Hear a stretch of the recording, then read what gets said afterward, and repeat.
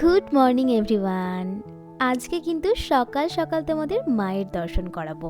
জানো তো, কোনো কিছু শুরু করার আগে মায়ের আশীর্বাদ সবচেয়ে গুরুত্বপূর্ণ বলে আমার মনে হয়। তাই জীবনে কোনো কিছু করার কথা ভাবলে বা কোনো কিছু ঘটলে মায়ের আশীর্বাদ সবচেয়ে আগে প্রয়োজন। তো আজকে গিয়েছিলাম আমাদের রঘুনাথগঞ্জের শ্মশানকালী মায়ের পুজো দিতে, যেটা আমাদের ক্লাসের একদম পাশাপাশি। তবে মায়ের মন্দির পাশে হলেও অনেকটা দিন পরেই এসেছি আজকে, তাই এসেই আগের তুলনায় অনেকটা চেঞ্জ লাগছে মন্দিরটা দেখতে। মন্দিরের সাথে মাকেও দেখতে ভীষণই মিষ্টি লাগছে। মায়ের জন্য কিছু ফল মিষ্টি আর সাথে বাড়ির গাছের ফুল নিয়ে এসেছি।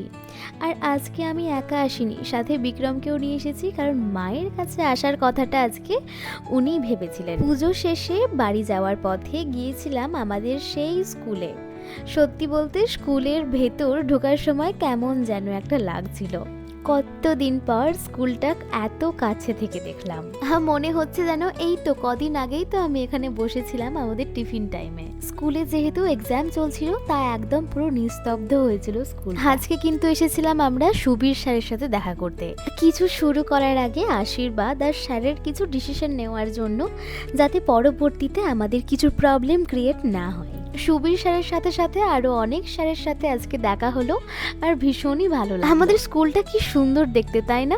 সত্যি বলতে ভীষণই সুন্দর দেখতে আমাদের এই যোধকমল হাই স্কুল, আর সাথে আমাদের স্কুলের এই ওভারব্রিজটা যেন স্কুলের সৌন্দর্যটা আরো অনেকটা বাড়িয়ে তুলেছে। তারপর স্কুল থেকে সোজা একদম বাড়ি। তো আজকের জন্য টাটা।